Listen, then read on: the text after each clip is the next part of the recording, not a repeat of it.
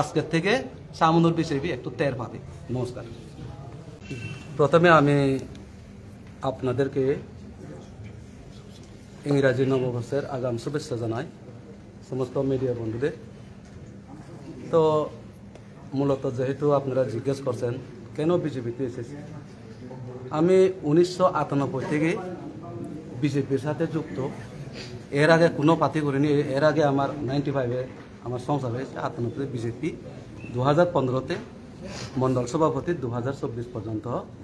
তো আজকে যে আমি ত্রিপুরা মাতা পার্টি মহারাজার হাত ধরে আমি যে আজকে পার্টিতে আসার উদ্দেশ্য হয়েছে, বিশেষ করে আমি রাজ্যের মাননীয় মুখ্যমন্ত্রী মহোদয় এবং রাজ্যের মাননীয় সভাপতি মহোদয় রাজীব দা থেকে শুরু করে পাপিয়া দিদি, আজকে বিপ্লব দাখন, প্রতিমাদের সবাইকে আমি অন্তর থেকে আমি ভালোবাসি, এখনো বাসি। কিন্তু আমার বিশেষ করে হয়েছে আমাদের সামনো বিধানসভাতে 23-এর আগে 24-এর আগে আসলো বাম, হয়েছে রাম, পাইছে ফত, সামনো লাগিয়ে বিজেপির বিপদ। যার ফলে কোনো পুরান বিজেপি এখানে যারা পুরান কার্যকর্তা পুরা বঞ্চিত।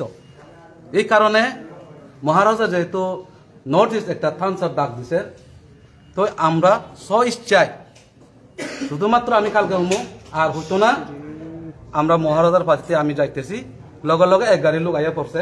কিন্তু আজকে এখান থেকে যাওয়ার পরে আপনারা দেখবেন কতটুকু কি হয় সামান্য বিধানসভা অন্য পরিস্থিতি। বিজেপি বলছে সব কাজা সবকা বিকাশ, শুধু একজনের আত্মীয়তা বিকাশ, বাকি সর্বনাশ।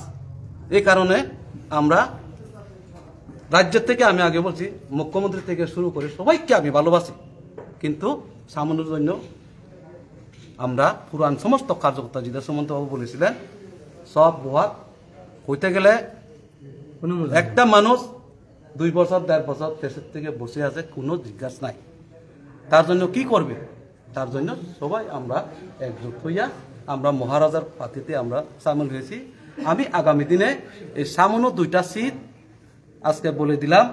মোহনলাল চাকমা ত্রিপুরা মতাতে জয়েন হয়েছে বিজেপি 0 থেকে হিরো করছি। এখানে আমি ব্যাগ লইয়া বার হয়েছি, আমাকে বলে পিও সামনুতে একজন পাগল আসলো, পিওটা পাগলা ব্যাগ লইয়া বার হয়েছে, এই বিজেপি জীবনে আসলো।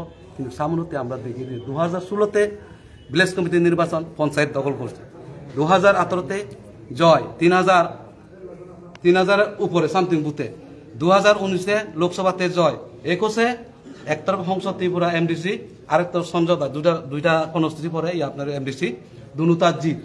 এরপরে 23-এও জিত, 24-এও জিত, কোনোটা বিধানসভা আমরা হারিনি। তো এবার আজকের থেকে সামনের বিজেপি একটু টের পাবে। নমস্কার।